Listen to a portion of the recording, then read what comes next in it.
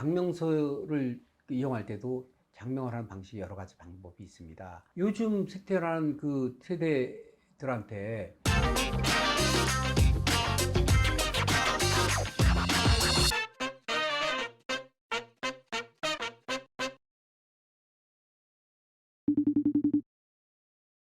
안녕하십니까. 대간장명철학연구원 교량 이육재입니다. 저희 대성TV와 대간장명철학연구원 유튜브를 시청하여 주시고 구독하여 주시는 많은 구독자님께 진심으로 감사의 말씀을 드리며 개면 새해 복 많이 받으십시오.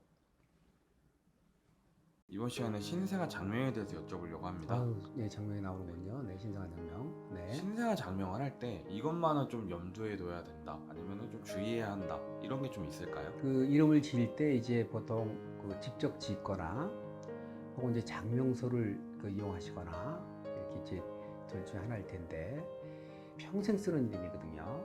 그래서 직접 지어주시는 것보다는 장명서를 이용해서 좀 짓는 게 좋고, 또 장명서를 이용할 때도 장명을 하는 방식이 여러 가지 방법이 있습니다. 소리오행으로 짓거나 주육으로 짓거나 철학어로 짓거나 이런 여러 가지 장명서들이 여러 유형의 장명서들이 있는데, 이왕이면 이제 사주를 보고 짓는 장명서를 좀 살펴서 짓게 되면 훨씬 좋은 장명을 받을 수 있고, 이제 장명이 그 어머니나 아빠의 연령 세대에 따라서 이제 보통 어감이 결정이 되거든요. 어감이 네이버만 들어가 봐도 유행하는 50대 이름들이 막 있어요. 그래서 그런 이름들이 요즘 유행하지만 요즘 만들어진 이름이 아니고, 거기에 보면 제가 30년 전, 25년 전 만들어 놓은 이름도, 제가 시작한 이름들이 상당수가 많이 들어가 있거든요.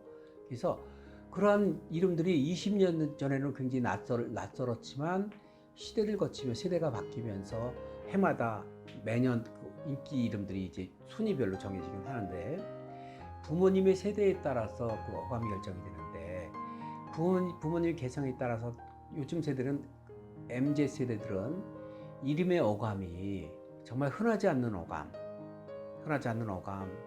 독특한 어감, 이제 이런 걸 선호하는 그 추세가 아주 강합니다. 요즘 세대라는 그 세대들한테 이모, 할머니뻘 형태 이름, 혹은 삼촌, 그렇죠, 그 할아버지 때, 아버지 때, 이런 형태의 이름을 짓는다. 아버지뻘의 이름을 지어준다는 것은, 그거는 요즘 부모님도 그 납득이 안 가지만 저희 장명하는 사람들도 마찬가지거든요.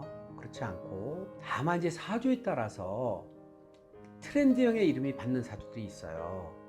시대별 흐르는 트렌드가 있는데, 그런 이름을 잘 받는 사주들이 있어요.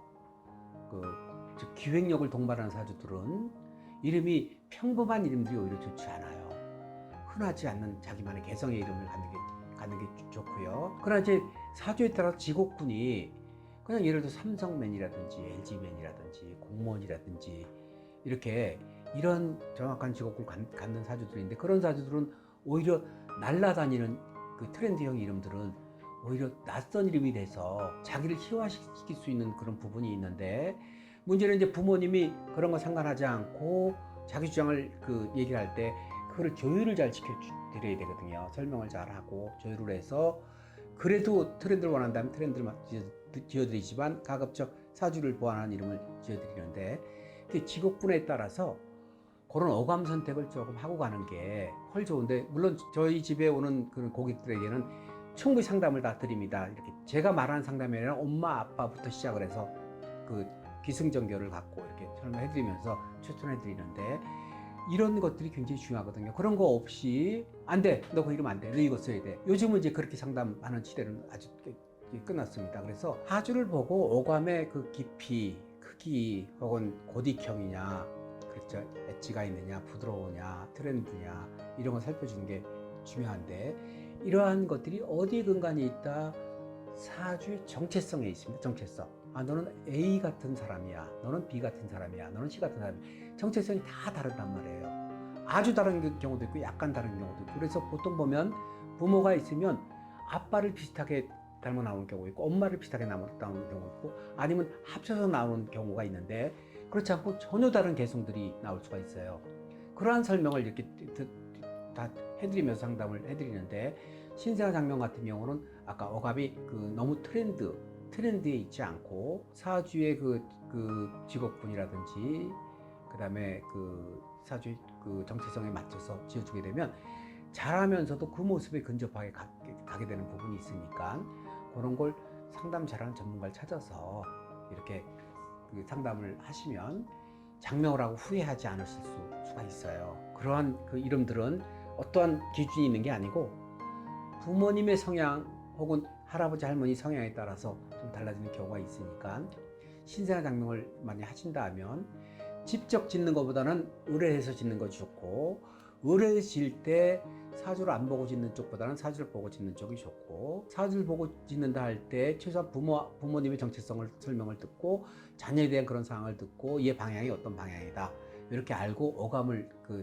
결정하고 하시면 크게 후회되지 않을 그런 그 부분이 있습니다.